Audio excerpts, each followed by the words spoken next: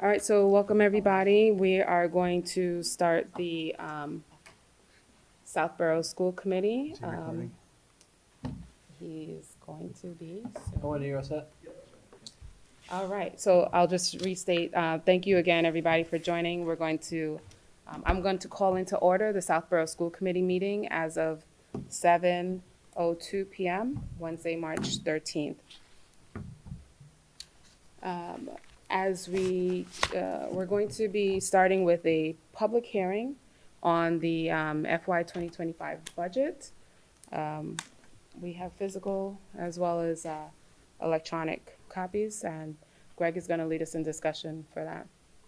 Sure. So I will, as part of the public hearing, read the budget into record and then open it up for any questions from audience members. The Southborough School Committee is committed to providing an exceptional educational experience for all students in a cost-effective manner. The district believes that strong partnerships with parents, the community, and the town government are essential in developing a fiscally responsible and educationally sound school budget. The school leadership team and the committee utilizes its budget priorities, the strategic objectives outlined in the district's strategic plan, Vision 2026, and the mission and vision of the district as guiding principles throughout the budget process to develop a budget that supports an exceptional education for all students.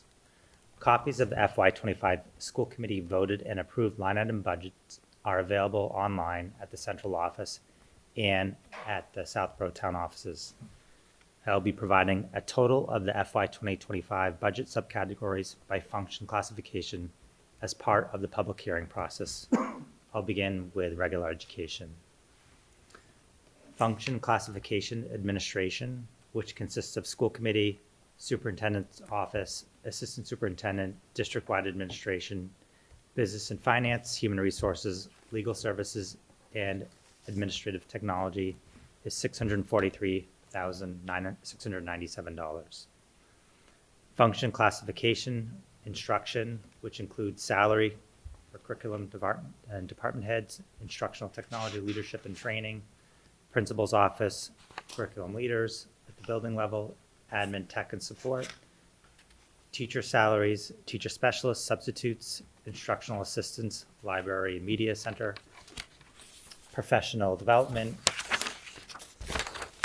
tuition reimbursement, textbooks, instructional materials, other instructional materials, instructional equipment, general supplies, other instructional services, instructional technology, other instructional hardware, and instructional software and guidance, which equals $12,990,266. Function classification people services, which includes attendance services, health services, transportation other, athletics, and student activities, totals $982,954.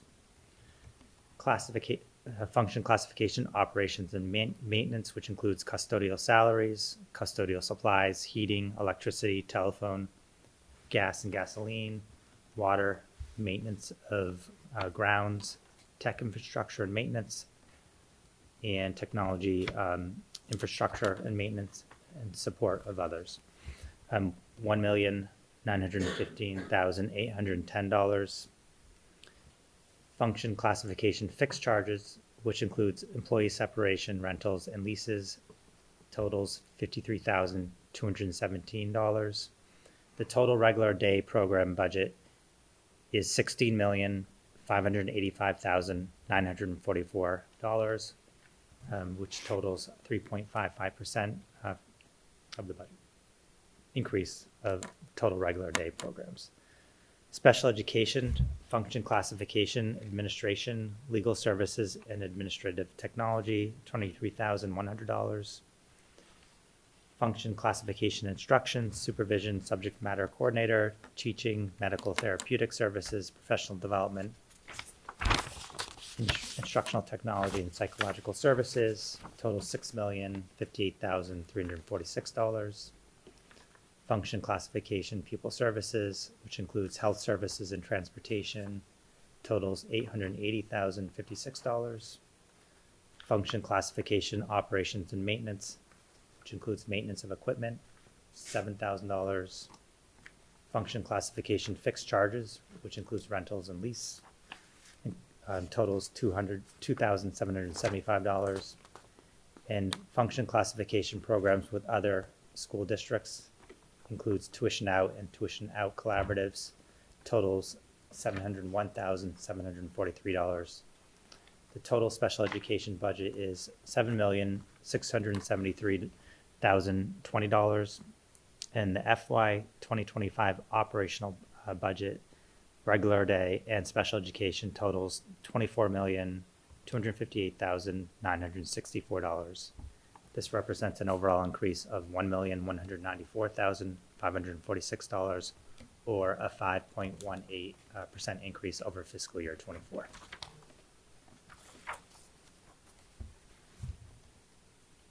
Thanks, Greg. Any comments, questions?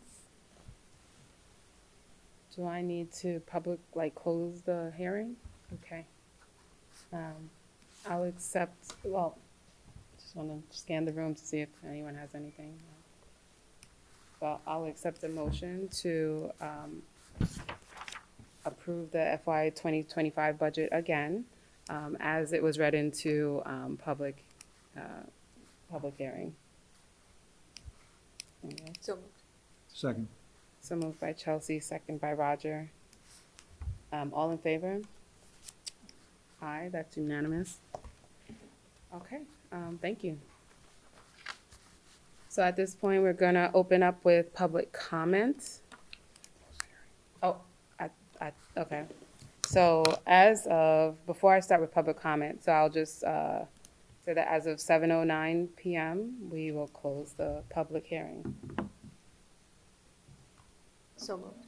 Or do you have to Do we need a motion for this? No, I'll just, I think I'll just I'll make that call. All right. So we will continue on our agenda and move forward with public comment. So this evening for public comment, we do have our Southborough Education Foundation and Southborough Community Fund has a presentation really to share its great work and how it supports our schools. So welcome. And I do have the presentation available, so I will present that. Hi, my name is Beth Dill, and I'm chairperson of the Southborough Community Fund. Kathy is also on our board. Our mission is to promote philanthropy within Southborough, and we would work for the next one. Just a little history on what we have done, and we started about 10 years ago as the Southborough Community Fund, and at that time, we were basically just we were not funding education. In 2019, the Southborough Education Fund merged with the Southborough Community Fund, so that we are now funding several, we fund lots of grants within Southborough, but we also fund education. Since both funds' inception, we've funded about $800,000 in total. We are sponsored and under the preview of the Metro West Foundation in Framingham. We use their 501(c), and they do all of our back-end accounting and work for us. And just to be clear, we do pay them a percentage of our revenue goes to them. I don't know how many of you know the Community Foundation for Metro West. This might be their old name, their new name. They've changed their name recently. This is their new name, thanks. They basically are philanthropic. I can never say this word. They basically give grants within Metro West, and they also have set up with us in 3 or 4 other towns, very town-specific foundations. They've been around since 1995. Who do we support? We support education, health and wellness, environment, and art and culture. Since inception, which the Education Fund has been around longer, 52% of our grants have gone to education. The health and human, and I'll get into different things on these grants, but we do most, a lot of the people in this town think it's all about arts and culture. But we do, most of our grants are done to education and health and human services. We basically have 3 grant programs.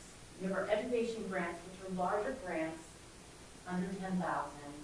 And the goal here is to fund projects that are innovative, creative, and inspiring. We have an open time frame for this grant. It starts in January, and we usually have it complete by April. We also have a mini grant program which goes year-round. This is becoming very popular with the schools. These are to provide funds to teachers anytime during the year. It's a link on our website. We do require principal approval. We usually can get a response to these grants within 1 to 2 weeks. But we do have a limit on these grants of $750. That's gone up from $500, which was a couple years ago. And if we see this improving, we are open to increasing this amount. Because I'm going to show you later that this is the program that's definitely getting the most activity. And then we have our community grant program. Our community grant program primarily does not usually have education in it. The library does usually come in for this grant program. It's in the August-September timeframe, which is why we don't think it's a really big time for the schools because they're on vacation. And we do also have a limit of usually 10,000. We do break this limit for very minor things, might go up to 12. Our largest grant is with the senior center in middle school. Educational grants over the past 4 years, it's been interesting. I have to get all these numbers today, so you made me look at them. But 4 years ago, they were all the large grants, and that's because we really didn't have it. And you can see the chart on the left is basically the dollars, and you can see that in COVID we did less. But you know, we donated probably close to just around 10,000 a year for the last 2 years. One of our disappointments this year is we actually had no large grant applications, so we couldn't fund anything. But we hope to get a lot of mini grants this year as a way of hopefully supplementing that. And we are talking about, we're sponsoring a speaker at Woodward, which is over the 750. We kind of made a choice to do a sponsorship because we think it's a really good opportunity. And we'd love to hear from other schools, you know, about if we could do sponsorships as speakers. The one thing we ask with the sponsorships is that we get a lot of promotion in terms of telling the parents that we're doing this, because we're trying to get our money from parents. And so, you know, that's one of the things we're changing. Some of our grants, we've done lots of different things, and I'm not the expert on this, but we basically grant, you can see all the different things we've done. And the grants have gone to all the schools. I was just sitting here, because one of the recent ones is the basic right, that's putting feminine products in the general, neutral, and women's bathrooms, and it's kind of nice, they put stamps on them saying that they're from us, which is very appreciated. But they've been everything from technology.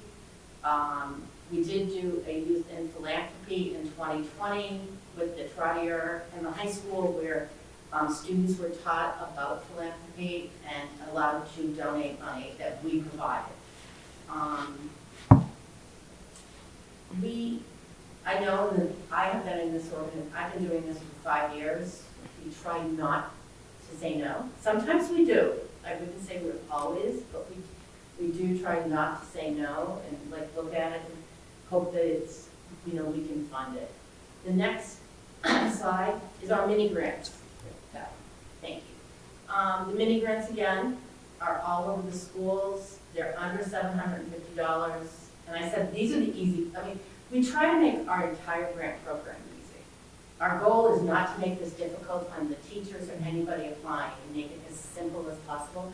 I'm sure people don't think it is as simple as possible, but it, you know, and these are fun things. We love to see what we've done after we do it. Lots of books get purchased. We have hopefully started some, we've been able to put some things in place that the school committee has funded, you know, further on, but we get to get it Besides, just so you know, besides education, health and human services, a few things that we've done that we're proud of is we did fund a substance abuse prevention coalition, which has gotten a federal grant. We're very proud of this one because it's huge. You know, they got a federal grant to get that working within Southborough much heavily. The suicide prevention training, a couple years ago during COVID, the Boy Scouts hadn't been able to do the food pantry, so we replenished the food pantry, and every year we give the caregiver meals for the senior center. So that's our health and human services. We've done a lot more than this, but these are our big ones and the ones that we tend to do. We also sponsor Santa Day. We've done a lot with the library. And I did not put the library in the education grants, but the library grants are here. We've done the story walk. We've also done the Comics Academy. We've done a mug. We've done a teen assistance program with the library. So library almost every year figures out a few things to give us what we can grant. And then environment. Our big one that we usually get is the Arts Trails program. This is our board of directors. I'm sure you know them. You probably don't know me, but that's because my kids went outside of Southborough.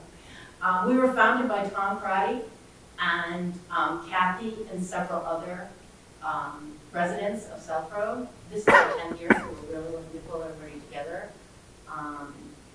We are always looking for board members, so please, if you know anyone, please let us know. I think that's it. Any questions, comments, things that you think we could improve? We want to get more educational grants coming our way. We just would like to know how to do it. I think we need everyone to know that the Ed Foundation is now the Southborough Community Fund. Yes. And that it's still around. So when we first started our inception 10 years ago, when I worked with Tom, we decided not to do sports or education because the town sports are all, really well funded. And then the schools had SOS, which was a huge driver, and I ran SOS for a really long time. But then Amy Yassini came to us and asked us if we would consider wrapping them into us too. So we just need people to know that the foundation is still there, but it's just a different name now, and need the principals to go back and talk to their teachers about applying for grants. And I think for a while it was really, if we didn't apply for a certain thing, we weren't going to give it, but we're trying to be a little bit more open-minded and, better about giving to different things than in the past. I have a question. Yes, we have a question. I was just wondering who, for the larger grants, who's typically applying for those? Are those teachers? Are they like heads of departments, or it can be? Okay. They're primarily teachers.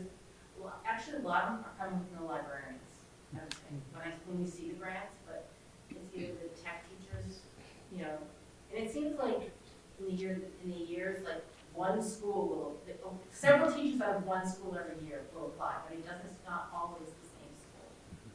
And are there, maybe this is a question for you, are there incentives for, like, ways that we incentivize teachers to apply for these types of opportunities? We don't incentivize it, but I think one of the things we can do is do a better job sharing this information with our faculty and staff and educators. They're always looking for opportunities to fund innovative ideas. So I think that's something that we can enhance internally, because I think there is a desire to seek out grant funding to accomplish some of the ideas that they have. I honestly like being on the regional school committee. I know, listening to John Frank coming and talking about everything the North Foundation is doing, I feel like we have to do a better job of telling everybody what the community fund is doing now since we're the foundation. Mm-hmm. I think it's like the communication and honestly getting younger parents more, involved. And Sorry, I just have one Go ahead. follow-up to this. I've mentioned before, this may not be an incentive for teachers, right? But if, having them come to a committee meeting to present their grant ideas, if they get something funded, it's great for us to hear. Again, I don't know if this is like an extra time thing that they wouldn't want to do, but it's just something that I've thought about. But thank you very much. It's a great presentation. Can students apply for it? Do you have Yeah. any student organization? The students haven't applied yet. So the year program we did, and I think, Keith, were you still at Charter with this? So Yes, Youth in I was Philanthropy is- right at the transition of it. Okay, so Youth in Philanthropy is a program that the foundation has had for many years. And me and Elaine Holmes brought it to Algonquin. And then, unfortunately, when we brought it here, though, it was all virtual. And we also did it at Trotter, so some kids that were at Fay and Trotter participated in it. And they got to learn from the get-go what philanthropy is. They had to raise, I think, $1,000, but then we gave them $9,000 as well. So they got to give 2 or 3 different organization nonprofits within the Southborough, Hopkinton, Framingham area, money. So they got to learn exactly what it was, be philanthropic to give back to your community. So that's a way for students to get involved, that they can actually apply for a grant. But they did a great job at the very end, especially at Trotter, giving those grants out. It was awesome to watch. And I think they did a presentation for school committee, I did. believe, Yeah, did I? at the conclusion. Yep, So I I saw remember their that. last presentation just to the parents and hearing it first, but I didn't see the school committee. It was great. They did such a nice job. And it really teaches, I saw it too, and it really taught about how the grant process works, what the grantees needed to do, decisions that they had to make. It was really well done. Go ahead. Thank you for the presentation. Just thinking about one of the ones that Woodward got this year, and one of my children's at Woodward, so I get to see it in action. And I almost agree with Jen, like having a faculty member come in and present, or having the faculty member take a video with students using it and then showing it at a school committee meeting, so at least we can see the results of it. I think that would be great. My other thought is getting with the SOSs, because I think they hear a lot of like wish list type things, and maybe can try to get an idea from them on kind of what they're hearing as they're doing fundraising, and maybe can't afford some of the items that people at the schools are asking for, just to generate some ideas. I can make Go a ahead, comment. Mr. Mitchell. I Yes. think that's a wonderful idea, and that's the partnership that's kind of developed naturally. I met with our SOS board last week, and we had gone through our budget for the remaining part of the year, highlighted all of the field trips we've been able to provide and different experiences, creative arts, but we are presented with the opportunity to bring a virtual presentation with Ruby Bridges into the Woodward School for our second grade students. And immediately our SOS reps thought this would be a great partnership with Southborough Community Fund. So that's an example of it's beyond the budget for the year, but a great opportunity that we wouldn't want to pass up. We're actually exploring ways to get our second and third graders to be part of that virtual presentation. So I think it does, Lee, to your point, it does kind of encompass all students. Even though the students didn't apply on their own behalf, it's just something that we're able to provide for everyone. Looking at the last 2 grants that were sponsored by the community fund are on a sensory space where we have a swing, beanbag, different weighted blankets, things for all students to access if they're having a moment of dysregulation.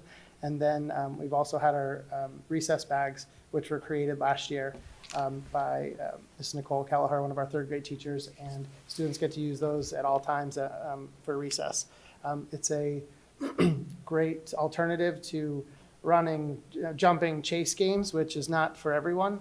And I think I've commented on those recess bags last year at one of our updates, where they're absolutely adored by students. So we thank you for your generous donations, and think that we can certainly leverage SOS and those connections to potentially find other grant opportunities.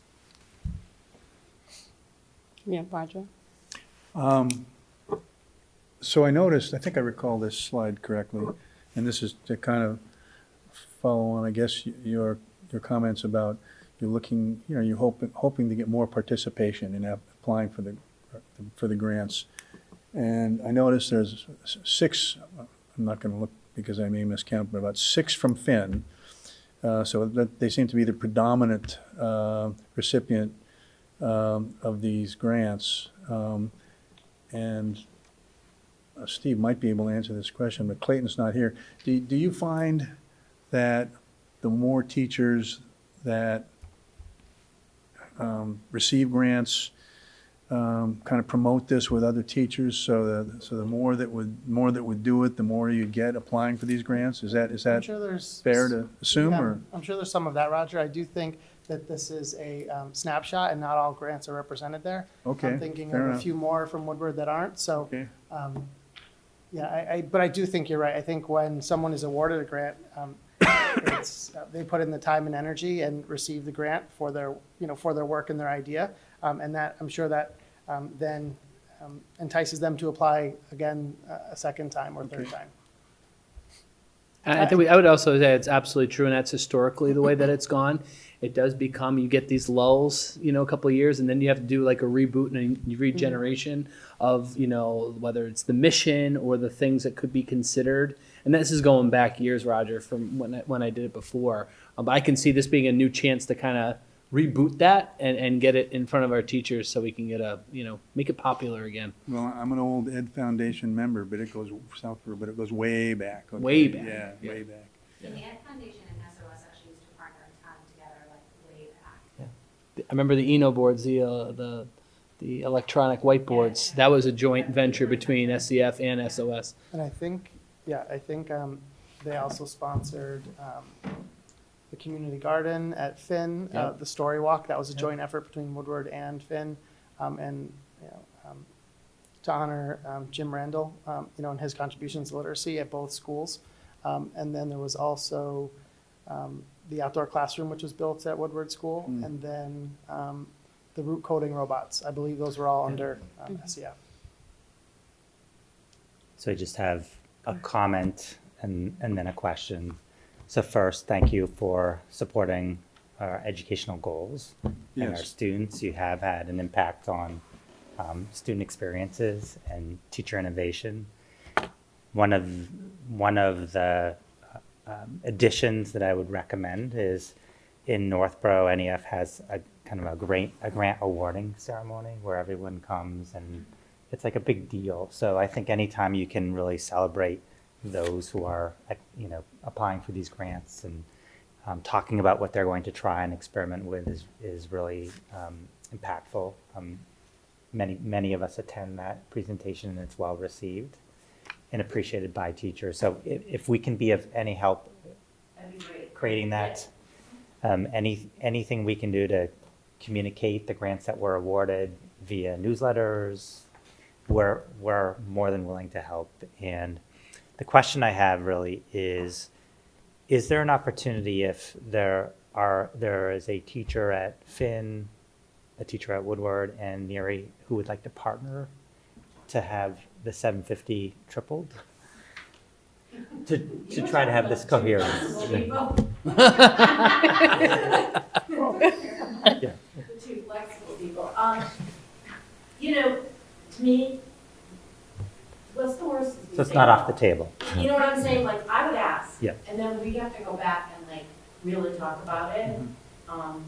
It was funny with this 1,200 grant.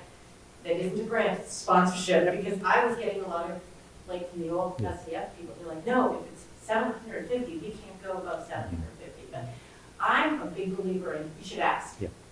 Because you have to look at it, we've got to see, does it make sense, is it within our mission, and can we arrange it within, and if you said, yes, 3 people are doing this, so, this is the year to do it too, because we didn't have any large grants. Yeah. I mean, sometimes we've got several large grants and we spent a lot of money, then we have to kind of look at the dollars also. But this year, there is money there, so I would say Try. have them all, have them all apply. Yeah. And, And we can honestly, like, even like with our like our grant process that we do between August and September.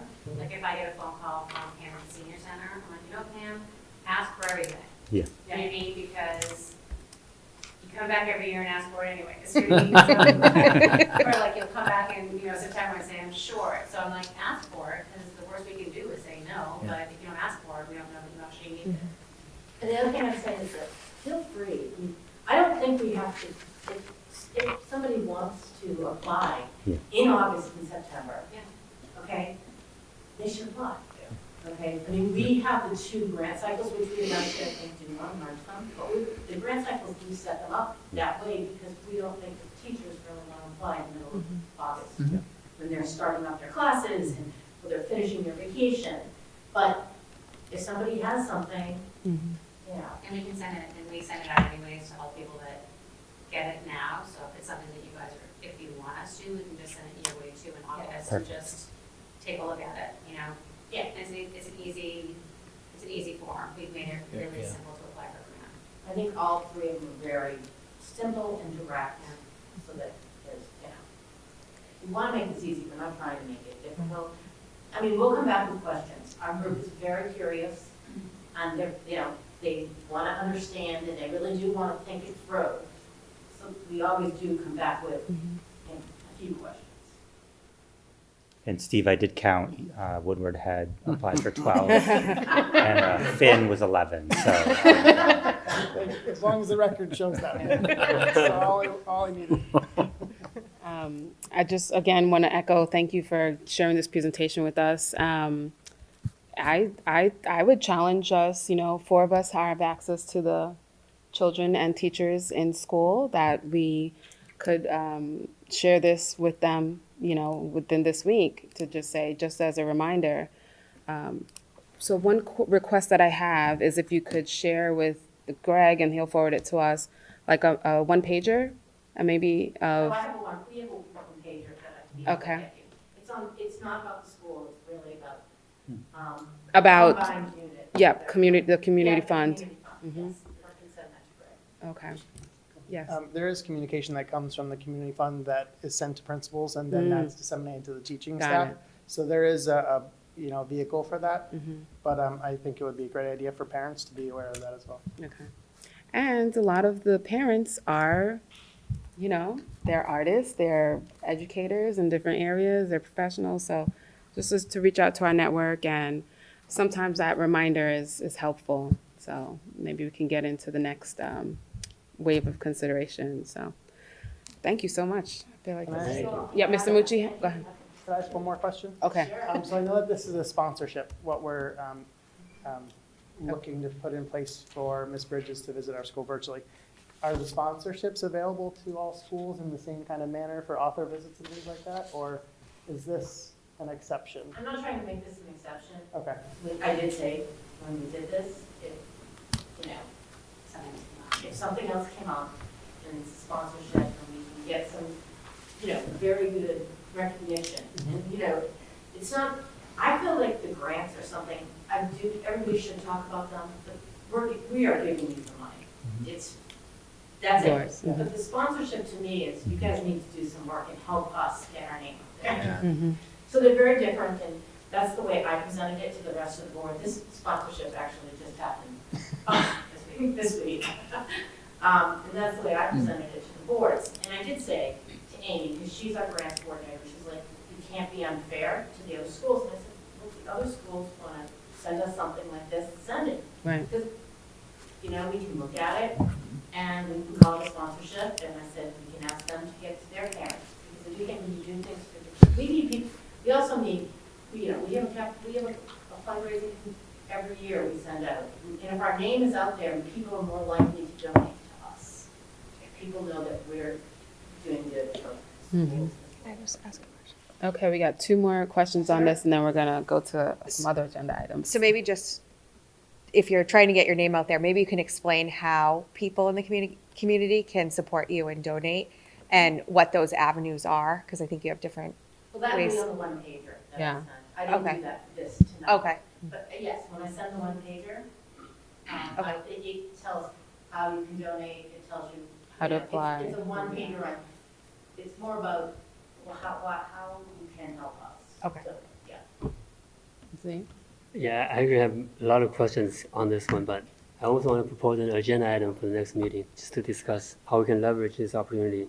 But just a quick question for the principals and superintendent, like, have there been any requests from the teachers, for an education enhancement opportunities where we, had trouble maybe accommodate due to budget concerns? Maybe we can leverage this opportunity to meet those needs. Yeah, if I speak maybe just around like creative arts and thinking about enhancing education that way, our SOS does a great deal of fundraising to start every school year, and we've been able to fund a lot of the programs that we wanted to bring in. But we have sought out grant opportunities to help with that at times. This would certainly be one of them, but I know that in the past, we've also received funding for transportation for students to go to the Hanover Theater to watch African folk tales. It was a presentation last year. We've used the grants for, as some of the things I mentioned, for bringing in coding robots to our tech and library and media class. We have, think of other. Steve, I can. Yeah, please jump I in. mean, I think one of the things as we think about this in the like, I can sit here and think of lots of different things, and believe me, I've been jotting some notes. But it is also, as I understand it, also about innovation. Yeah. So it's not just about any Right. educational need that there is.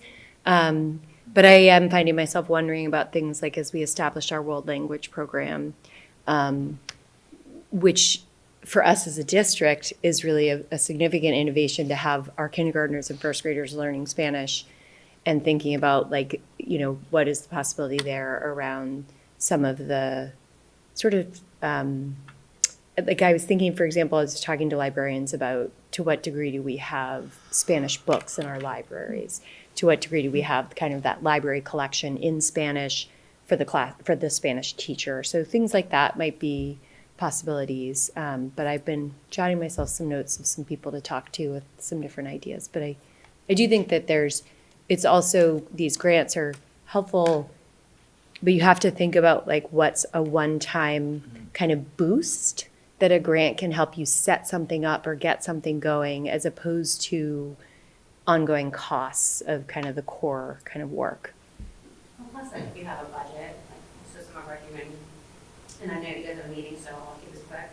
Like, if there's a budget, but it doesn't finish your budget now, this innovative program that you want to bring in, that will then get covered, in your budget next year, if it works out really, really well. Like, those are things too that, so like the human services that we do, like, we'll say, well, we'll do this once, can it get rolled into your budget the following year if we do it? And Kathy, I would just add that innovation doesn't happen only during the budget cycle. So a lot of times educators will learn from another district or go to a PD, and all of a sudden they have this idea, and to no fault of their own, it wasn't part of the appropriated budget. These vehicles really allow some flexibility that oftentimes is hard to find in a budget that has been approved at a spring town meeting, and now we're in November, and that idea wasn't even a thought at the time. We do, it is key though, innovation. It's like, I can tell you, I don't know, but if it's the busing, you should go to SOS. I mean, I was president of PTOs also. That's like getting, we want to see the innovative things, like, so that's the key to what is going to work. And jump starting is important. Thank you. Yeah. Thank you. Thank you. Thank you. So that was all part of our public comment segment. Is there any other public comments? Okay. All right, so we'll move on to our new business, the principal's report from Mr. Mucci. Yes, thank you. So I'll present an update from all 4 schools, starting with Finn. As some of you may know, Governor Maura Healey officially proclaimed Friday, March 8th, 2024 as Social Emotional Learning, or SEL Day, across the Commonwealth of Massachusetts. To celebrate this day, the Finn SOS generously donated funds to support the purchase of the book Mindful Mr. Sloth by Katie Hudson for every classroom at the Finn School. Mr. Ryan and the Finn School staff would like to thank Finn SOS As Finn is a mindful school, this book was the perfect way to reinforce the themes of mindfulness and friendship to the Finn students. Finn staff also introduced and practiced DEAR, which stood for Drop Everything and Relax. Students really enjoyed this mindfulness activity, and it was a great way to mark the occasion. March is Music in Our Schools Month, and at the Finn School, they've been celebrating the power of music in a special way. Jeanette Morgan, Finn's talented music teacher, has created a wonderful bulletin board highlighting how music impacts the lives of Finn students and their families. Jeanette reached out to families and asked them to send in photos of their children or family members participating in musical events. The photos depict a wide range of musical experiences, from students playing instruments and singing to families dancing and attending concerts together. It's a vibrant and heartwarming display that truly captures the joy and unity that music can bring. As you walk through the halls of Finn School this month, take a moment to appreciate the bulletin board and the many ways music enriches our community. It's a wonderful reminder of the vital role that music plays in our lives and education. I'll be speaking updates for Woodward. With immense excitement, we welcome therapy dogs Betty and Lily, their partners Michelle Carb and Jennifer Henry. Ms. Henry is the early childhood administrator in the district, and Ms. Carb is the principal of the Milliken Middle School and executive director of Bright Spot Therapy Dogs. Additionally, our school came together for a powerful and invigorating mindfulness activity during our care assembly, fostering a sense of unity and inner peace among all of us. We are so grateful to Mrs. Emma Bartolini for leading this assembly and for her partnership in teaching students and staff to be more mindful and focused. These experiences not only enrich our understanding of empathy and self-awareness, but also highlight the importance of prioritizing mental well-being within our school community. Thanks to all who contributed to making SEL Day a resounding success. Second update from Woodward. This Friday, we are celebrating Community Math Day at the Woodward School. Woodward is excited to host 13 distinguished guests who will demonstrate the application of mathematics in their respective fields. Our annual Community Math Day offers students an invaluable chance to explore various professions and understand the integral role that math plays in diverse careers. This year, we are honored to welcome a diverse group including parents, community figures, and first responders. The lineup features professionals from a wide spectrum of fields such as baking, finance, hospitality, management, research, firefighting, software development, mechanical and electrical engineering, and accounting. A NERI update. On February 26th, 50 NERI students were randomly selected to participate in the NAEP National Assessment of Educational Progress. NAEP provides important information about student academic achievements and learning experiences in various subjects. Also known as the nation's report card, NAEP has provided meaningful results to improve education policy and practices since 1969. Although the district does not receive results from the assessment, Ms. Valenti is confident that students did an exceptional job by doing their best work, following directions, and staying focused on their work, especially on the day back from vacation. On March 8th, NERI participated in National SEL Day. SEL Day is a global grassroots campaign for social emotional learning to support children's academic recovery, mental health, and well-being. There were a variety of activities for teachers to select from to incorporate into their lessons. During the week, each day leading up to the 8th, 5th grade students shared during morning announcements about one of the 5 competencies of the CASTLE frameworks, those being relationship skills, responsible decision-making, social awareness, self-management, and self-awareness. Some of the activities students participated in included chair yoga, kindness lessons from our second step SEL curriculum, mindfulness coloring, and collaborative games, all of which connected to one of the 5 CASTLE competencies. Students also hung up over 100 kindness and words of encouragement posters throughout the hallway that were created last month during Buddy Classroom Time. Parents are encouraged to take a gallery walk to view them on our end of the month conference days. Thanks to the NERI SEL curriculum leaders, Mrs. Saldo and Mrs. Head, for leading this work. And I'll end with an update from Trotter. For March, Gary highlighted the valuable experiential learning opportunities provided to our students and the professional development opportunities for our staff. Last week, over 20 8th grade students from Miss Bastos and Miss Jenks social studies classes volunteered during the primaries, providing them with a firsthand experience of democracy in action. Jim Hegarty facilitated this opportunity, allowing students to witness the democratic process of voting within the town. This experiential learning opportunity and community service was a wonderful opportunity for our students. Therapeutic Program Summit. Members of our therapeutic program, CALM, which stands for Counseling and Academic Learning Model, classroom participated in the Therapeutic Summit, where they collaborated with colleagues across the district. The summit provided our counselors and special educators with valuable time for reflection and the sharing of best practices. It offered insights into both the elementary and high school experiences, enhancing the Trotter team's understanding of therapeutic support for students. Okay. I'd be happy to answer any questions, but my knowledge of the other school-specific programs may be rather limited. So I have a question, and it's about another school. Okay, I'll try. So let's see if anyone can take it. It's around that NAEP selection, and how does that? Can you talk about that process? So is there? They're randomly selected that same day, and they're in a room, and then does the parent get an email? Hey, we chose your child, or does it happen in advance? Tomorrow we're going to choose your child. Okay. So yeah, the process is pretty well structured. Okay. And the proctoring administration is completed by NAEP folks. So they come on site, they do all the testing. We're selected randomly, as schools across the Commonwealth are. And then also students are selected randomly. So we send a roster, and students are then selected from that list randomly. And families are notified of the assessment and why and what's the goal, and I think are communicated with. Students then take the assessment, and then we won't get any individual results back. We'll get the NAEP data back for the state of Massachusetts and the nation. Okay. And they do know in advance. Okay. It's not a surprise. Okay. And is it done for like most states is it just Yeah. Northeast or? No. It's a national. Every Yeah. state participates. Okay. It's a national exam, and it's a helpful metric because every state has their own state accountability system and state assessments. And so it becomes very hard when you think about international assessments and when you think about state to state to make comparisons. And so what you'll find is with both international assessments like the OECD, which is the PISA. like the PISA exam comes from OECD, which is the Organization of Economic something.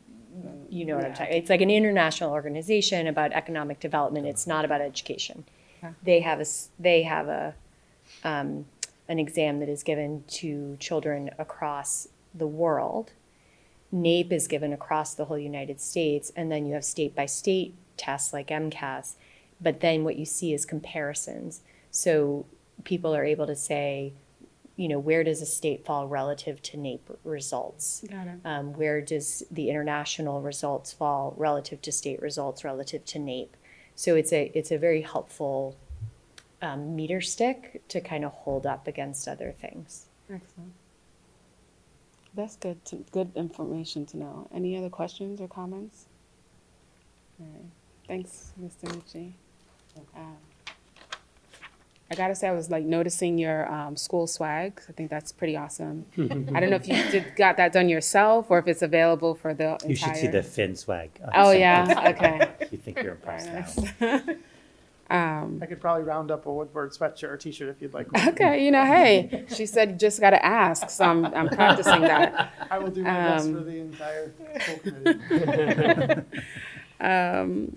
All right, so I'm going to move on to the legislative update. We have And just a request to allow Mr. Oh, Mucci yes. to head into his evening if it's the will of the committee. okay, and no objections here. Have a good evening. So Any moved. objection, Mr. Mucci? Okay. But I do enjoy being here, though. So. Thank Thanks, you. Steve. I think he has some grant ideas that he's going to start cranking out. He's got homework.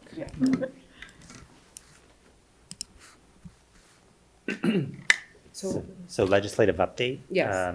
So I think at the last meeting, there was a request to speak to the MBTA potential zoning bylaw, Chapter 40R and Chapter 40S. That was moving forward in Southborough and I believe paused for the time being. But I think really communicating to the community that it potentially has an impact on enrollment of students in our school system. So it is something that we need to be mindful of as a community. We need to pay attention as a school committee to really make sure that people understand the potential impact of Chapter 40R and 40S. And I know I'm not an expert on the topic. I understand the basics, and I'm not sure if any of the committee members have any additional information to add about the compact development outlined in 40R and 40S. I can add a little bit. if you Okay, like. yes, please, Roger. So, to correct the record, I don't think this actually was put on the agenda at the last school committee meeting. I had actually sent something in to see if we could get added to the chair. And I also am not I'm not a zoning expert, but just a comment about the kind of the state regs on MBTA zoning. They're, you know, they require it. So even though the planning board pulled the article for the Southborough town meeting, it's gonna come back, and I think there's been a couple communities in the news that are really under the, you know, under the wire is having to get, you know, having to get this zoning in place. If you've got an if you have an MBTA station like we do. So just quickly, there's a couple of websites about the Bylaw. 40R and 40S bylaws. One of them's 44 pages, the other one's 21 pages. I was going to read them tonight, Oh. but then I had a threat that if I shouldn't do that. Okay, so- I wish I would have known for the public hearing. But basically, the 40R is an overlay that, you know, again, it enables more compact housing to, you know, be developed, you know, outside of the normal town zoning.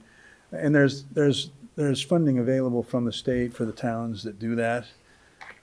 So why are we talking about this? Because there's also a related bylaw, you know, related to something called a 40S overlay.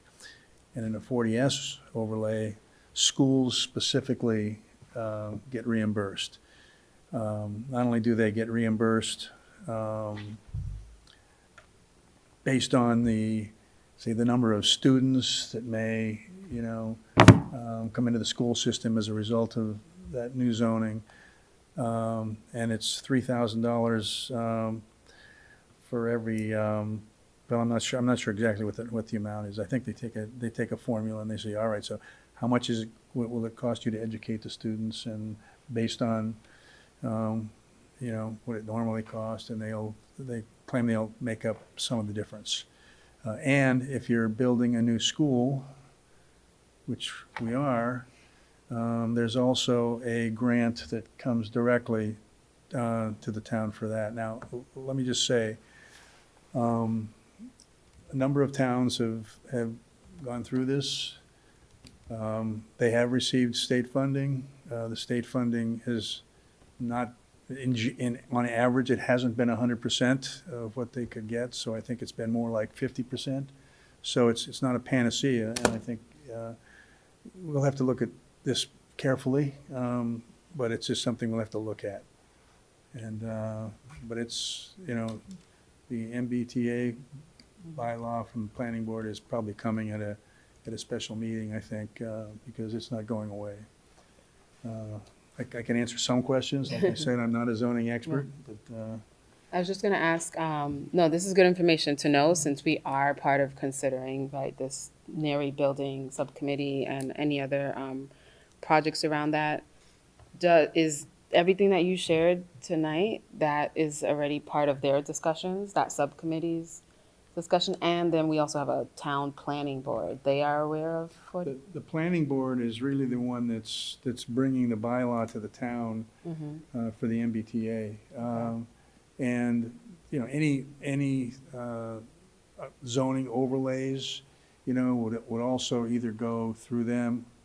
I'm not sure whether they go through the ZBA or not. I don't know the answer to I that. think when it's an overlay, So this is. planning brings it to town meeting for a decision. Yeah, so this is, right, so, yeah, the bylaw would have to be approved at town meeting, and I think if it's a if it's zoning, it's a 2/3, but we really don't have a choice, okay, as far as the MBTA. Right. And the answer to, is the building committee actually looking at anything to do with this at this point in time, as far as the 40? Absolutely not yet. That's not gonna be required along with, like the MBTA is, okay? But, you know, there's definitely some time to look at that in the future, and I think that it is something that will be looked at in the future. And I would just add, Roger, that the demographer RLS in its report did put in a couple of scenarios of a 10% increase. So, you know, if we had 200 more students, what would that look like? What would impact? So we do have some enrollment data that we can kind of think about that will kind of play it out. But in terms of the NERI Building Committee and the enrollment data that we submitted to MSBA to scale this building, that is not part of the equation at this point in time. Any other questions, or comments? I mean, I guess we'll be looking to you, Roger, as our representative when you're in these discussions to make sure you keep them on task with this. New zoning expert. Yeah. I hope everybody reads the, you know, the zoning bylaws. It's only 65 pages, and it's actually, parts of it are pretty interesting, actually. I don't know who will be speaking on this, but a report on the energy efficiency of school buildings. So in your packet was a memo provided by Keith. So I will have Keith speak to the memo. Thank you, Greg. So as requested, I did want to provide some information to the committee about just how our buildings are managed for their energy efficiency. One of the main pieces of this is that each of our buildings is networked to a building management system, which is a network software that does observe and evaluate all of our equipment. This is something that is managed by our facilities manager, Brian Fantoni, and access is provided to our head custodians with additional trainings for that. So a lot of the things that we're able to do with the BMS is be able to remote in and have the ability 24/7 to access our equipment and also to get notifications about failures and other types of things that are happening.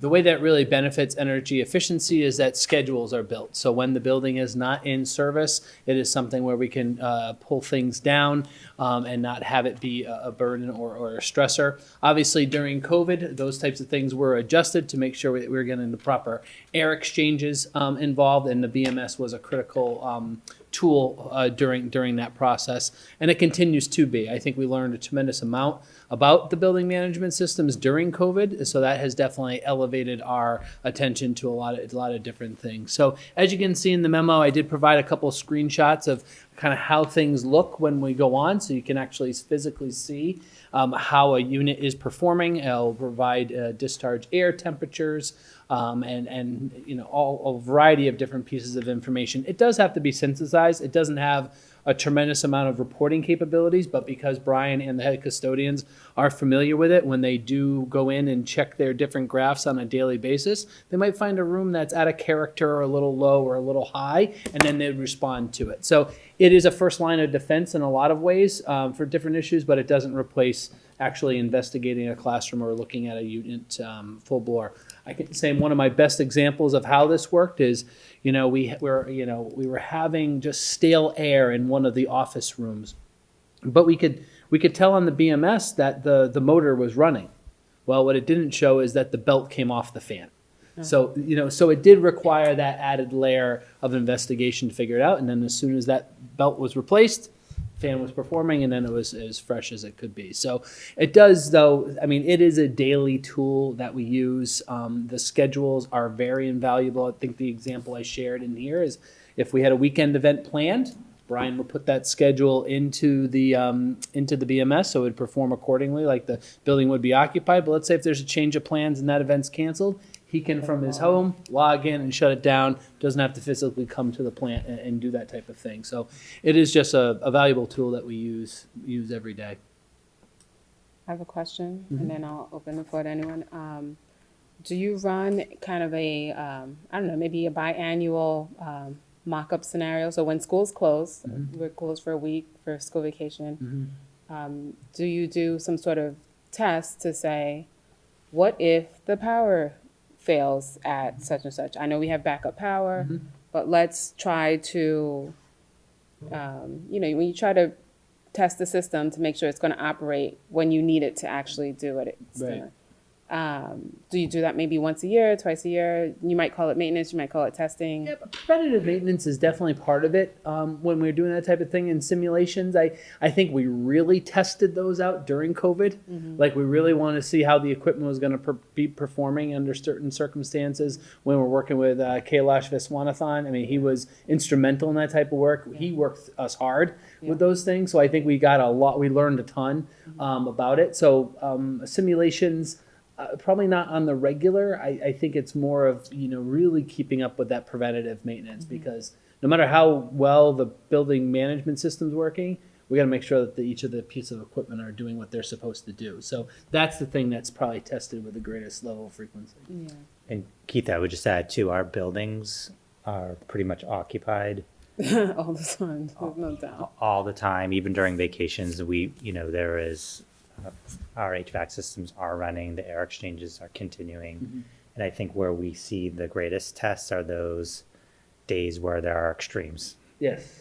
Good extreme point. cold or extreme heat. And I don't think there's a lot we can do in terms of running simulations yet. The software doesn't say what if scenario, doesn't do what if scenarios. It's just really a mechanism to control our HVAC system. Good point. But that is something that we're looking at. I think having upgrades so we can do those simulations, like what if it's 110 degrees? Like what if On the it's first day what of if it's school, 30, like it happened 30 this year. below? Yeah. What Right. will it look like? But our HVAC systems, and that's as a result of COVID, we tend to operate them, air exchanges, making sure that there's as good of air quality in the spaces at all times. And our buildings are occupied for the most part all year long.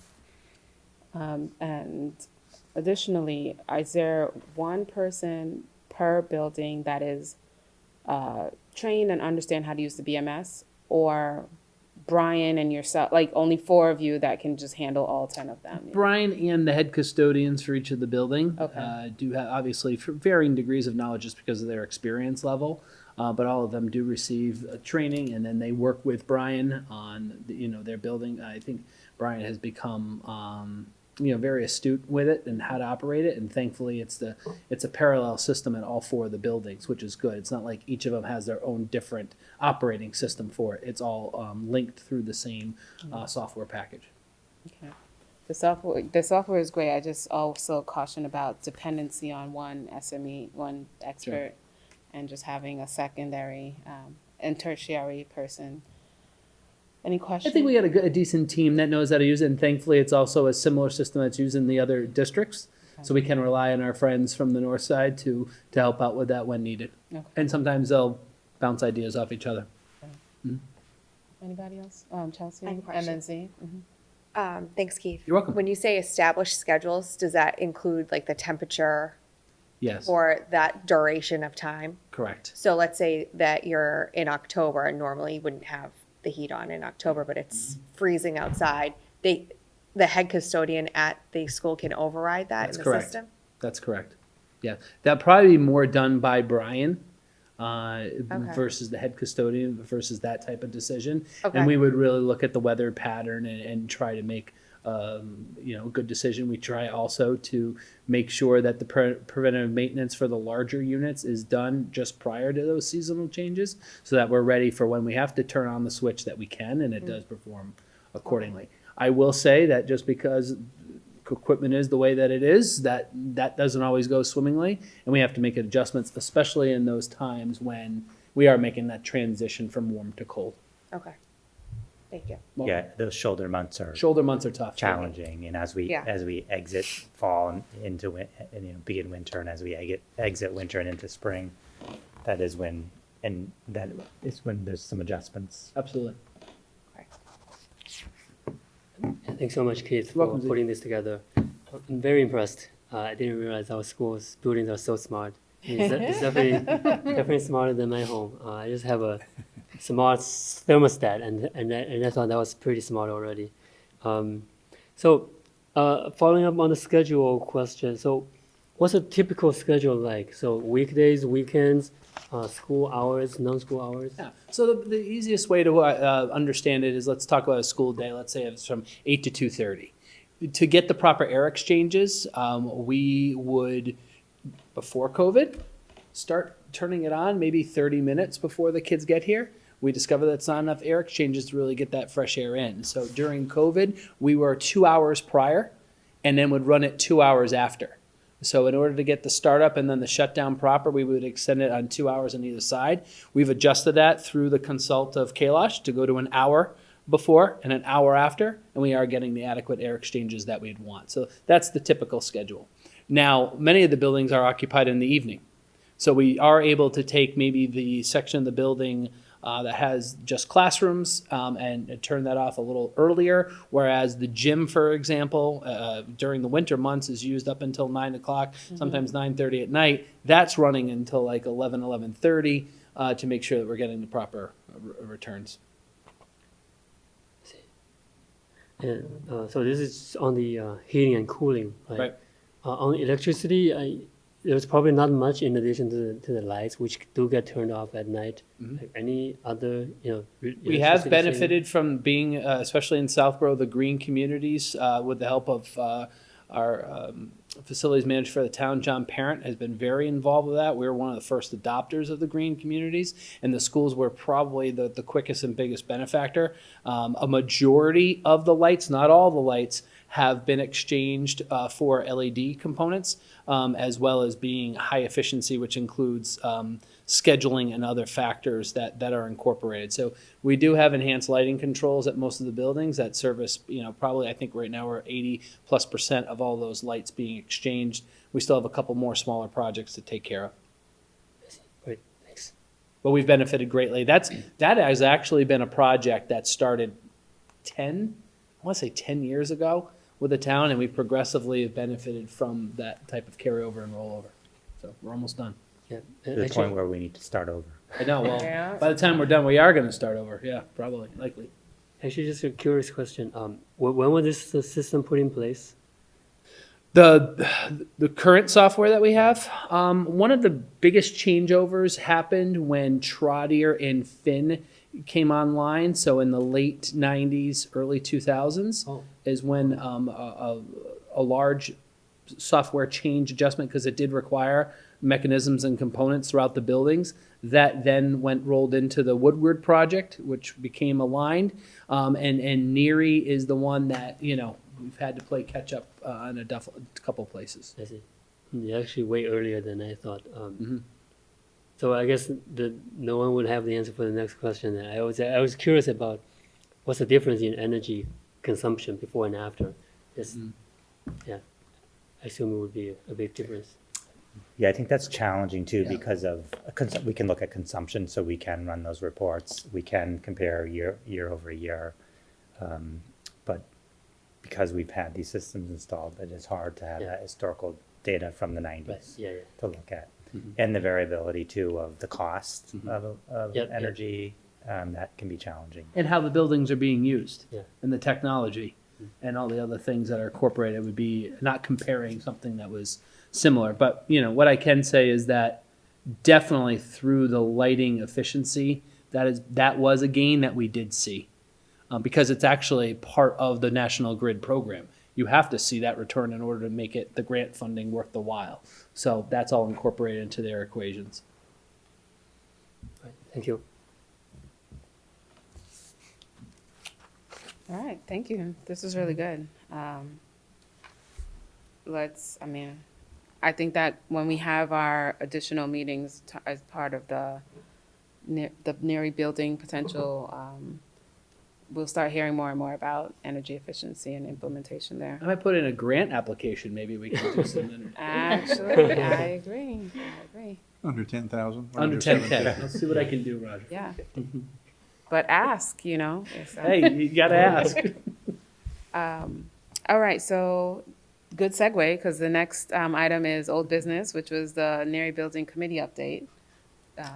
There was a meeting held, and So I can start, and many of you can add to the work. The Neary Building Committee has been very busy.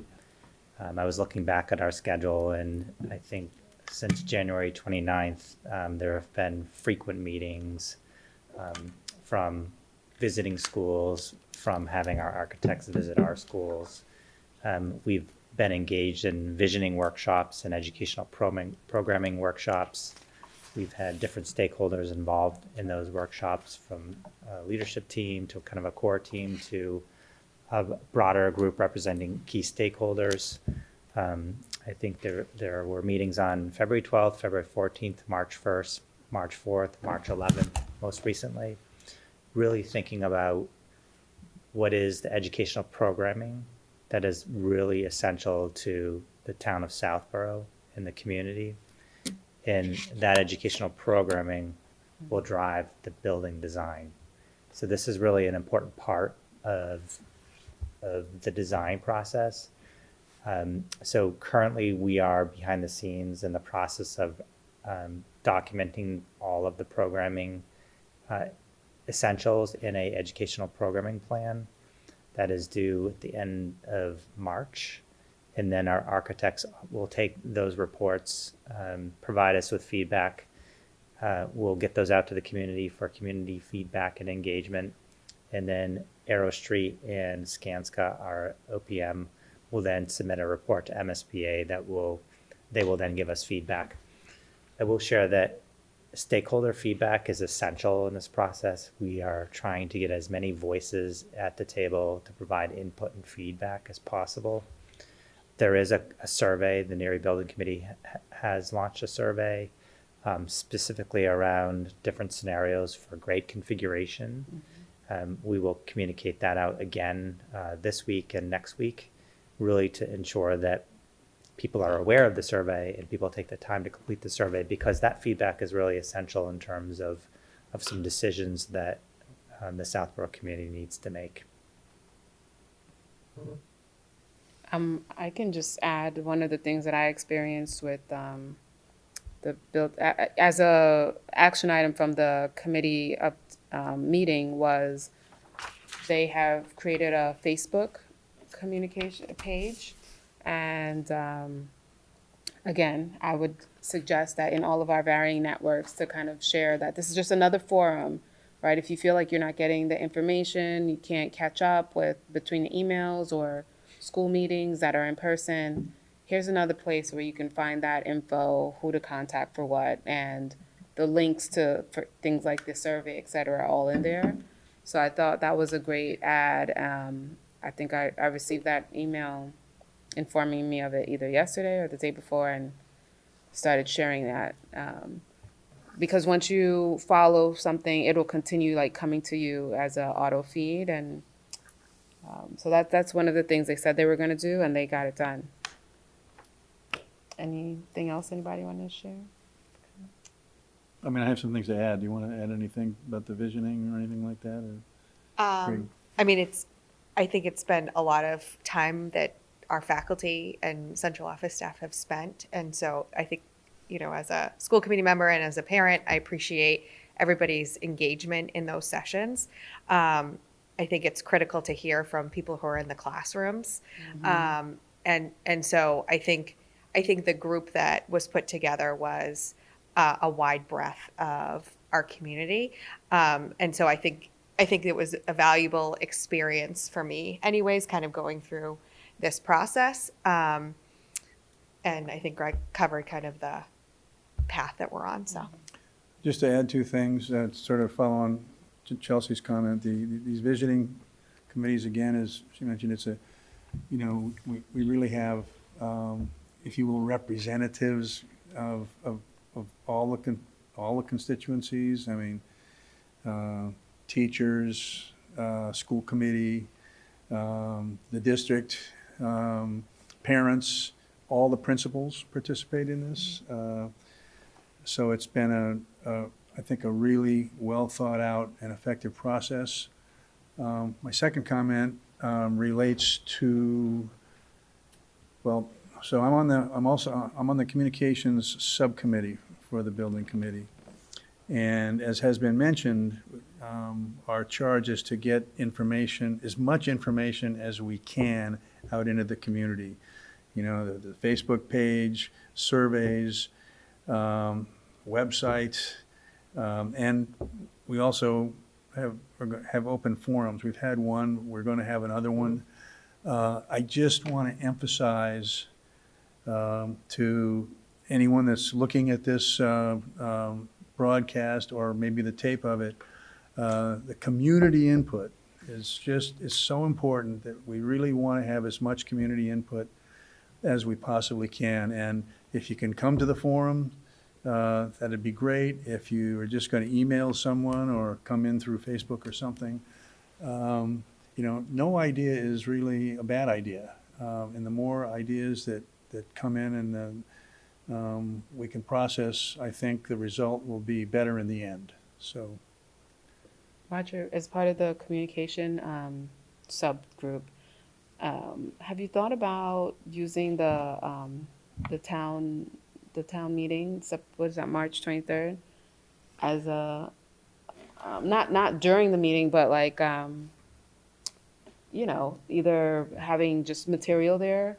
or having a sign that says, if you have questions, come over here. Like just there's going to be so much of an influx of people that could be a way to. I don't think we've specifically talked about how to do that. Interestingly enough. A button even that says, ask me about building update, Interesting enough, town meeting really doesn't have a lot of people I compared to the town population that we really want to reach, but, it's not sure. Relatively large I'm sorry? population. Yeah, larger than. Relatively a large crowd than you Bigger. would normally see. Well, I can hold the signs with you. Well, I'm sorry. Are you suggesting that there'll be a large crowd at We this- said it's relatively bigger, right? Bigger than what came to the, the first forum, right, at the. Well, I'm just talking about, do we think, I've heard nothing about what we think the size of this town meeting is going to be as far as attendance. So- Roger, I think we said we would close the survey Right. after the town meeting, so we can have a little QR code that people can take the survey. And then I think the forum is April 11th, so having a handout around the forum. And I think, those are the two areas I think we've talked about and hope to accomplish. We've also talked about a broadcast, if you will, a recording, if you will, of a broadcast, which we want to get out to the community. So I don't know if. I like the QR idea. Especially if you're sitting through the Well, entire no idea is a meeting. bad idea as far as ways to get information out. Yeah, and I do know the website too. I think, so Roger and Jason Malinowski, the chair of the committee, have been working on getting that up and launched. I think the goal is to get that launched as soon as possible. It's not going to contain all the information, but it's going to contain what we have so far, and that's another goal so that we can get that out and people will have a place to go. The challenge right now, there's not one place we can say, go to the district website. The goal is to say, go to the Neary Building Committee website. That's the container that has all the information that you would need. Okay. A work in progress, definitely. Well, that was, Other questions? no. That was a good team update, right? Everyone had something to contribute there. Greg, I'm going to turn it over to you, superintendent's report to the committee, starting with enrollments. Sure. So in your packet is the enrollment report as of February 20th. We continue to monitor kindergarten enrollment. Currently it's about 100. So the enrollment report, our prediction was 110. So we'll make the adjustment as we get more data around K enrollment, and we'll, also do some reaching out to make sure that the people who we sent letters to have followed up, understanding their plans to make sure they're captured in this number. But it is slightly lower than we had anticipated or projected. Also in your packet is the FY24 monthly general fund expenditure report, and I'm going to channel my inner Becky. She is not able to attend, but did provide a report in your packet, and which I'll read. The FY '24 monthly general fund report dated February 29th, 2024 includes an additional $87,970.01 transfer from the town of Southborough's reserve fund. The revised FY '24 operational budget is $23,152,388.01. The reserve funds were added to account for 4,220 building maintenance for Finn, which can be found on page 7 of the report. Also included in that line item is the 75,000 encumbrance for any additional expenditures related to the Finn mold remediation. We are also hoping to, as part of the work, have the air conditioning installed over April vacation. So that is something that Keith and the facilities team is working on. And the balance for the month ending February 29th, 2024 is $186,148.61 or 0.80% remaining in the FY '24 operational budget. At the same time last year for FY '23, the operational budget had $103,539.69 or 0.46% remaining. So we are on target as projected.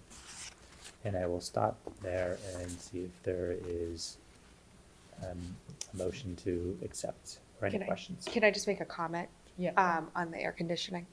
And I don't think we've talked about this since the funding mechanism has changed, so I just want to make sure everybody understands why we're Yeah, doing sure. this in April, and why you've already gone out Yeah. to bid, unless you want to No, explain. you can explain Okay. it. Go for it. Okay, so the last time, or where we left off last time, was that it was going to be on the warrant for town meeting to use free cash so that we wouldn't have to wait until July 1st to buy the air conditioning for Finn.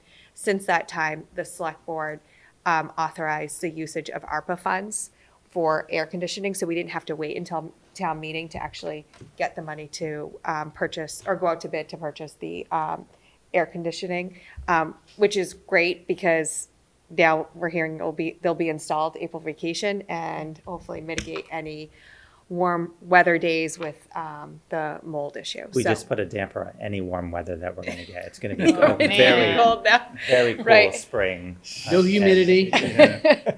Yeah. But we'll be ready. Ryan 70 degrees. We'll be ready. We'll be But I ready. think that's important for the staff at Finn to understand that the district worked really hard to try to figure out a way, and that the town was very generous with appropriating those funds to this purpose, to keep our kids and our faculty and staff safe. Can I offer a motion on this? Yes, go ahead, Roger. So I'll move that we accept the Southborough Schools fiscal year '24 monthly general fund expenditure report as of February 29th as presented in the packet until audited. Second. Moved by Roger, second by Chelsea. I'll do a roll call vote. C, Yes.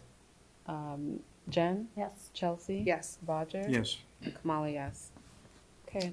So next is ESSER grants, and in the news, you'll hear many communities talking about a ESSER fiscal cliff that school districts are experiencing, that the ESSER funds needed to be expended by at the end of fiscal year 2024, and now they're having a significant impact on their FY '25 budgets. I'm pleased to share that we're not in that situation, that I think through good management and planning and practice, we are in a good position. At this point in time, we have $2,870.16 in ESSER 3 funds remaining. The encumbrance for translation services has been increased due to an increase in the need for these services. And again, we have until September 30th, 2024 to expend these funds. And as you know, the FY '25 does account for not having ESSER funds as a funding source for FY '25.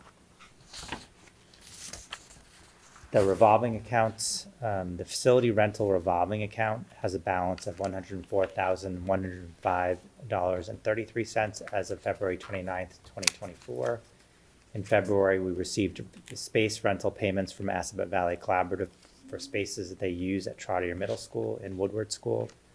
We have not expended any additional funds since the last report that was provided to the school committee, and we continue to hold retainage in the amount of $10,568.48 for the Trotter paving project. So, does it any questions on the revolving account? Maybe. Sure. It's not on the revolving Yep. account. It is related to funding, though. Okay. So I can't find this. I thought I put a note in my phone as to the exact type of funding from the federal government, but it's a funding that pays for IT services, not products. And I'm wondering if we're familiar with that, and especially since, whether it covers something like, if you use services as opposed to your own employees, okay, to provide IT, if it covers something. So, Yeah, so it's a federal grant that is available to us. I think that, Keith, you are familiar with that in terms of, we did receive a communication. We have to do some more research on that grant. I can't find the actual EEE or something like that. No, we don't want that. Yeah, you're right. It's not the We've had that. Something We had else, that yeah, already. But we will do some more research, and, it did come across as kind of a news clip about this potential opportunity. And, I think as you've seen over the past year and a half, any grant opportunity that exists, we're pursuing. And I think we'll keep an eye on it, and we'll also alert our IT department. But Roger, if you find any additional information that you have, send it our way. I thought I put it in a notepad somewhere, but I'll find it. Oftentimes, these grants are announced. There's a big public announcement, but the application mechanism hasn't been released. Right. Okay. So it's a waiting game. It's, this is an opportunity. And then we're monitoring to see when the application materials are available, what applies, what doesn't. So we'll keep an eye on that. Okay. And lastly, the extended day program has a balance of $222,984 as of February 29th, 2024. Encumbered amount of $73,742.70 represents the amount of salaries and some expenses we anticipate expending from now until the end of the fiscal year. The encumbrance figure does not include benefits payments that are made to the town of Southborough.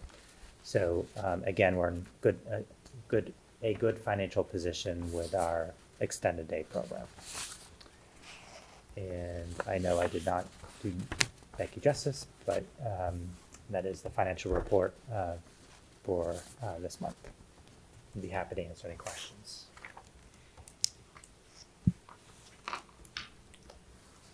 It's not a question, just a comment, and I think we'll see it in the report from maybe 2 months from now. That fund balance for extended day will continue to go up as the enrollments for summer deposits and such start to roll in. Absolutely. So also in your packet is the FY25 school committee approved budget. I did provide an updated school committee approved FY25 budget that is a bit different in your packet. The report, so the report in your packet, the FY25 budget was correct, but the FY24 budget column was off, so the percentages were incorrect. So the packet in front of you is what you should be reviewing in terms of the report. We do plan on updating the FY25 budget booklet with the approved, school committee approved budget, and also the presentation, so that the citizens will have that information to prepare for the upcoming town meeting. I got a packet of just agendas. 10. That's useful. What's the message behind that? So, So, I think that was my fault. This, he has a full packet up on Go ahead. So I just have a question. Sure, absolutely. So on the new report, Correct. the FY '24 amount is higher than what was in our packet, and therefore changed the percentage. So does that mean we're actually at 4.78% and not 5.18%?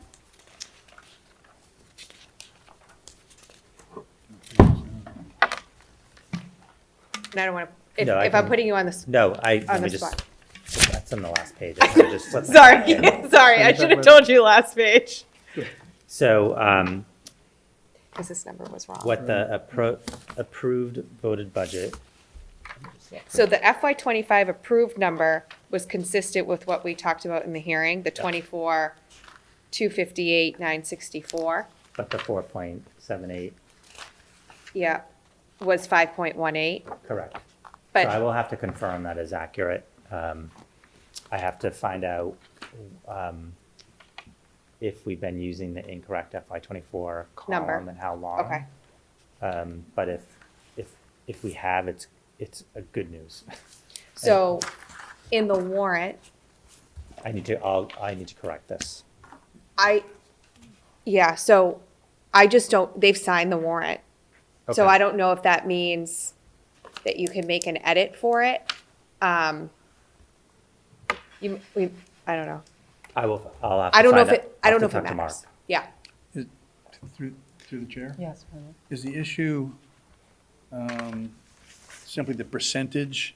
Yeah, the Yeah. actual- Because it's based on, Yeah, based the on a denominator. previous amount? Yeah. Which doesn't change, So the- whatever it is, okay, but, and if the percentage is wrong? I don't know in the that that warrant, I'm not- yeah, matters. I'm not I mean, so sure. what it will matter for is when they present at town meeting, when select board or advisory, whoever presents at town meeting and says, this is the overall increase that we're projecting, given that we don't know X, Y, and Z, and then we'll set the tax rate in the fall, what the percentage will be. So that's what it matters for. I think for this in the warrant, all it would do is say, is somebody going to flag something that's consistently over 5% or below 5%? And then Correct. that's what it would make a difference for. Again, Go through the ahead, chair. Roger. So when the town, I'm trying to remember this. Yeah. I don't, but I should. So when the town presents its Recommendation. recommendation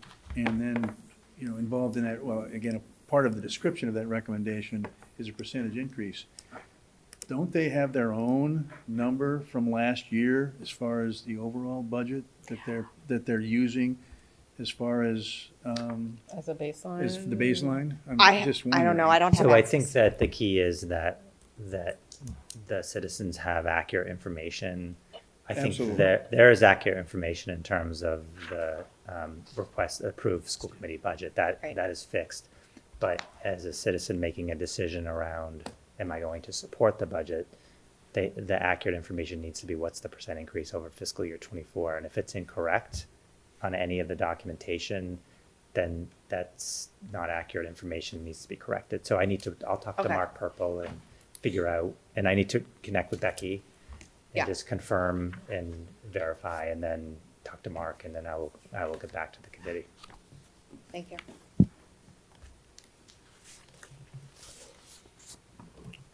Did that just kind of fold into the warrant articles? Yeah, so the Okay. warrant articles, I just want to kind of, in your packet, other warrant articles. And just also speak to the plan for communicating the warrant articles at town meeting. We have articles 23, basically, and you have to do a cross-reference 23 to the packet I provided you with the actual warrant articles, because the document that I'm looking at does not have the detail. But Kamali is reading Article 23. I have down here, Kamali's reading Article 24. I have Kamali reading all of the articles. Okay. So it's 23, 24, and 25.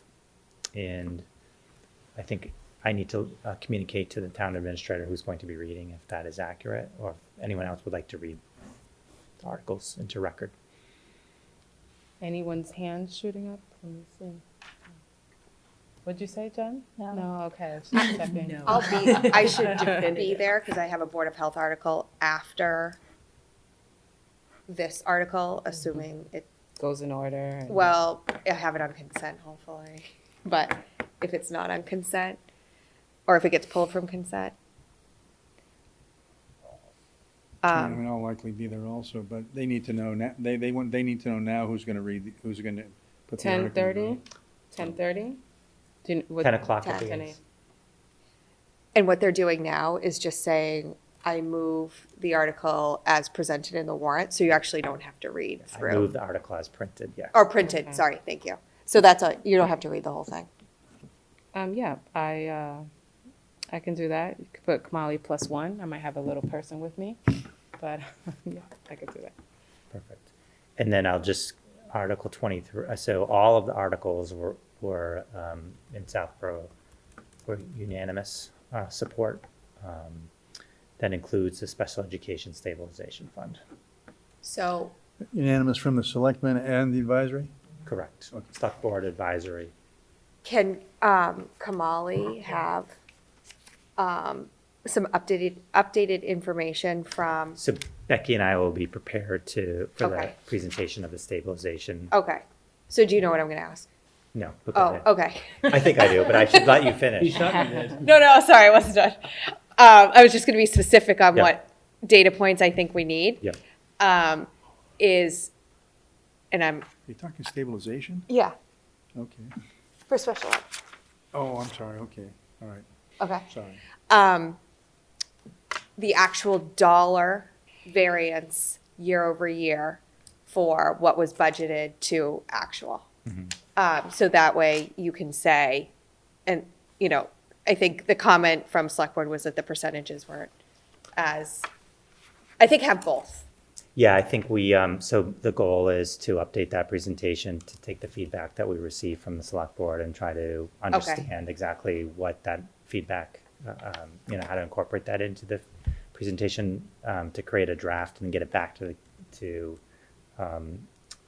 the chair, Kamali, to review and make sure it's clear. Okay, And then that is what we'll present. So we're working on that, okay. So you're planning on doing a presentation, being prepared. okay, Yeah. okay. And so have you gotten a deadline for when those slides are due? No. Okay, because pre-town meeting's tonight, so hopefully they'll, I was not aware of that. And that's what they would pick, right. okay. I'll follow up with the town administrator in the morning. Hopefully he'll know the date.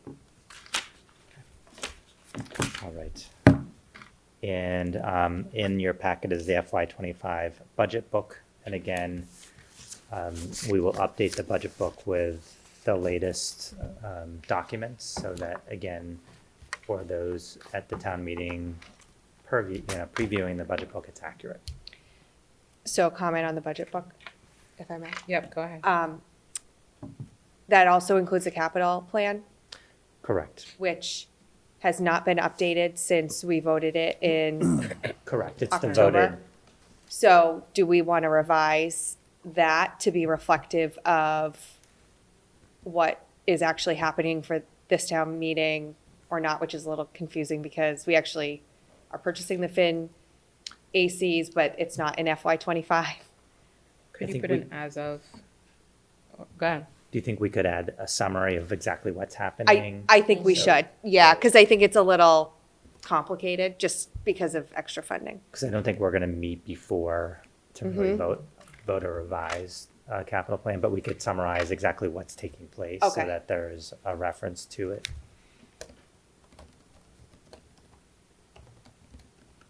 Okay, I thought you were going to disagree with me. Not at Okay. all, not at all. Okay, So the budget book, we have that action item to kind of create a summary cover page. I'll work with And- Keith on that. Okay. and I think it's not a lot of items. It's just outdated. What's happened since then? A lot's happened. And that is the superintendent's report to the committee. Great job. And Becky, she was honored, so thank you. I'm sure she'll have feedback for me. The personnel report, would you like to go over that? I know we shared that in the combined. Sure. So I think the Southborough personnel report includes one new addition, but it is probably the shortest personnel report that we've presented to the Southborough School Committee all year. So, so we had an additional tutor at the Castle program at the Finn School effective February 26th. And I'll just comment that ESPs continue to be a challenge to hire. The pool of candidates is very slim, and anytime we can find a good person to take on these positions, we try to capture that person and hire that person as quickly as possible. But it does remain a very difficult hiring market, not just for us in Southborough, but across the Commonwealth for ESPs. Does anyone want to travel here, for work? Like, do we want to cast a wider net? But then you have to think about affording to live here, right? So I would love for us to maybe be able to bring in more ESPs from.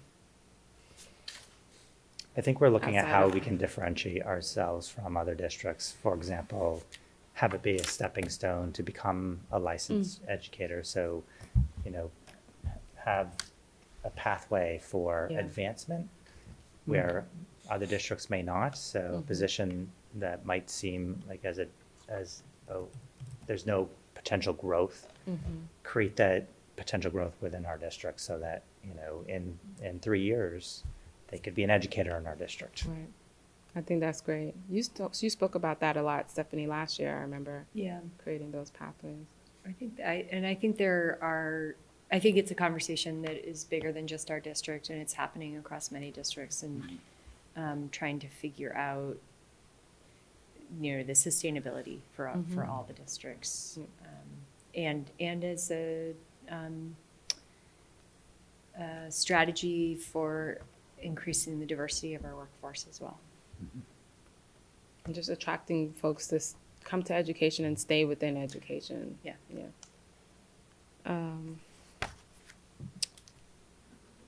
Okay, so at this time, we'll move on to take action on the minutes. We have a special open meeting minutes, and then another special open meeting minutes, all in February? Wow. These must have been all around the budget. Yes. Yeah, okay. I don't see any reason to retain any of them. Does anybody? Okay.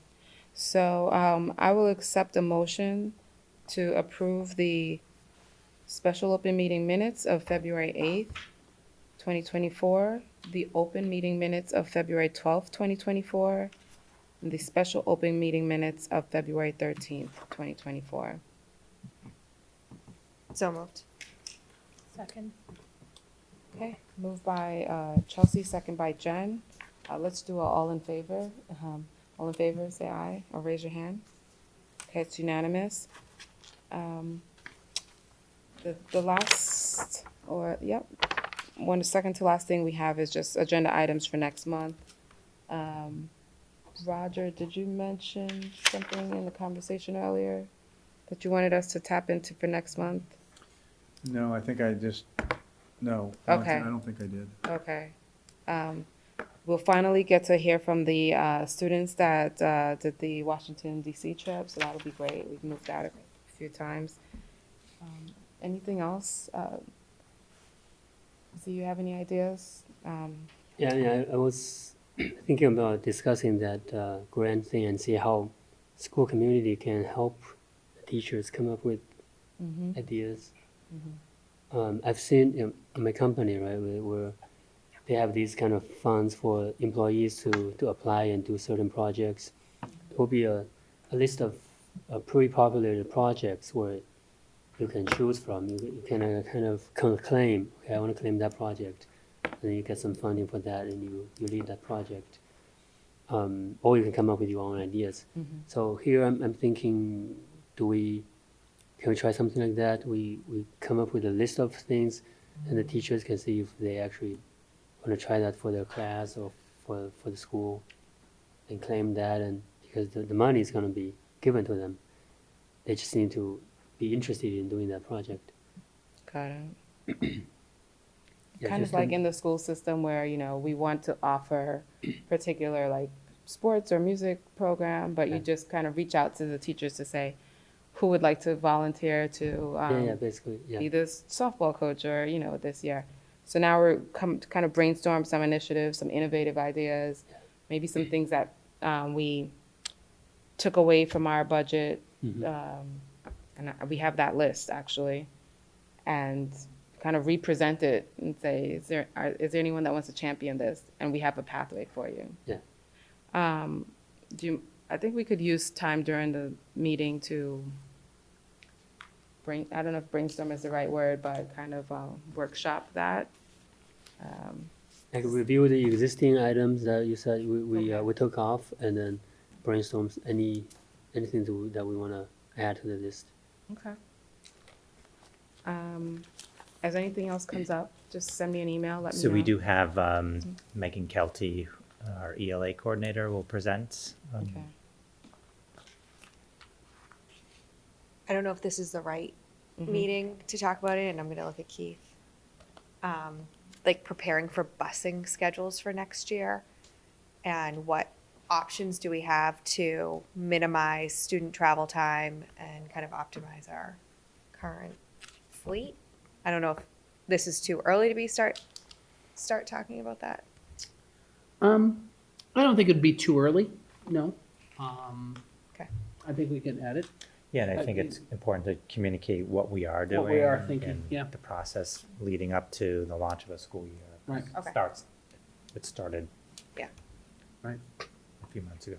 Could we loop the start time piece or some of that into there? Because I know, again, the potential issue of some kids are on the bus a lot longer, so they're not getting the benefit. Although, I mean, I guess that's high school, but it impacts. No, the- but I think that, Keith and I did have a conversation around some data around how long students are on the bus, how many on a bus, because obviously if you have 100 students on the bus, not all of them are on that bus for an hour. It's not like Right. so how many students have a half-hour ride? How many have a 45-minute ride? How many have a 50? Getting some data around that so we can have a better sense of exactly what is the impact, how many students are being impacted, and then we can talk about And start maybe the time. ages of the kids, especially. Yeah. Do you ever have we always hear about the incidents from the bus drivers, but do you ever have an opportunity that the bus drivers can share feedback with you? Daily. I know, but the type of feedback I'm talking about is where they can say maybe, it was good for the first 40 minutes, but then, that last 20 minutes, I don't know if it's restlessness or what, or the age groups, but, that's when the students, things started to flare, or no, it's just whatever, No, I think overall, we do get, daily feedback, bad weeks, good days. I mean, I think right now with the, type of patterns that have been developed and the consistency of the Southborough drivers, and a huge shout out for their commitment, they have really mitigated any huge negative impacts. And then we work with schools. We do have friends that at times will, not behave accordingly, or we'll see something we don't like and it's got to be addressed. But in collaboration with the drivers, we're really able to keep that to a minimum. I have not received a lot of direct complaints recently related to topics like that. It's more about making sure that we have the consistent coverage in place. And Southborough has, in my opinion, been very fortunate to have a pretty consistent driver experience. So we're in great shape. Our friends in Northborough have had a tough couple of weeks. So it's been very stable in Southborough, and I think that's really that brings back better behavior and consistency. It just adds to the a better experience. So drivers are in contact with us, daily. Maybe if you could maybe come up with a summary without disclosing details or anything that is kind of under review, but, per 100 rides or, over, what are we in, 5 months, we have a 1% issue rate, or, we've had 5 concerns that escalated Yeah. out of, this many months or this many rides. I think that would also be supportive information to have.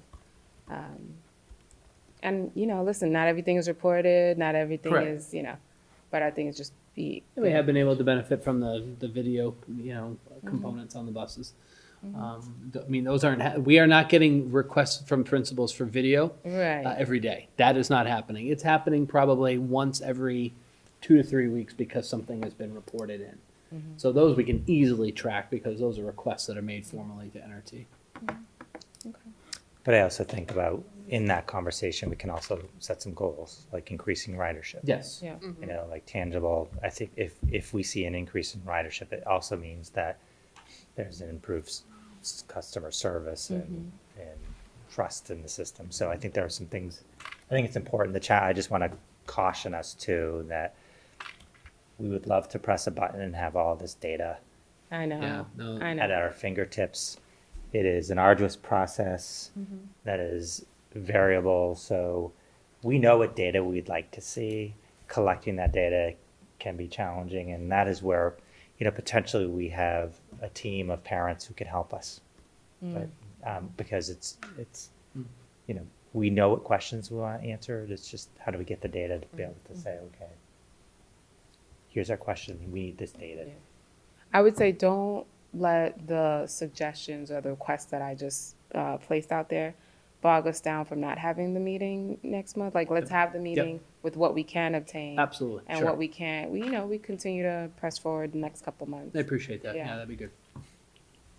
I have another potential. I don't know if this would be an appropriate agenda item, but I've gotten several, because this is more school specific, so Sure. maybe it's something for like a principal report.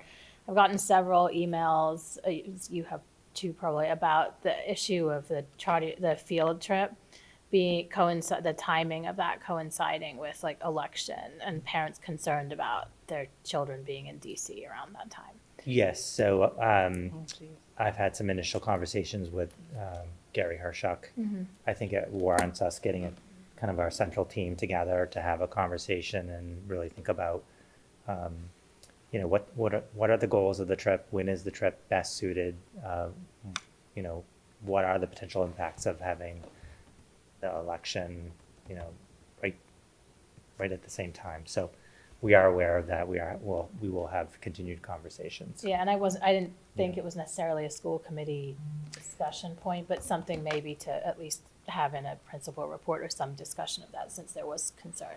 And Gary is giving the principal's report next month. That's why he's doing the Okay. Washington DC trip, and maybe he can also speak Address to that. that, some of the thinking that he's doing and work he's doing about that. Go ahead, Zeke. Also, on the school calendar, there was 2 public comments, right? So when is the next time we're gonna discuss school calendar again? For 2025, is that the next one?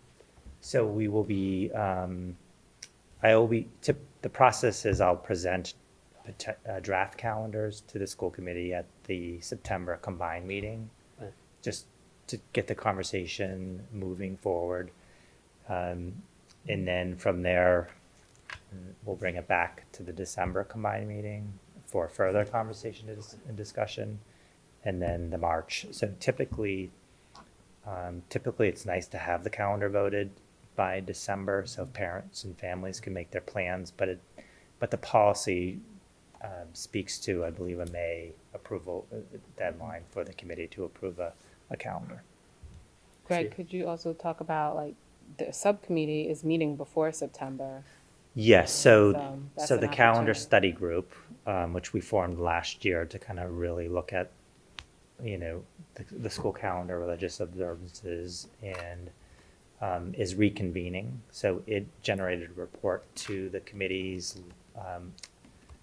in January. Actually, at the combined meeting in March, we had a big approval of the calendar and discussion.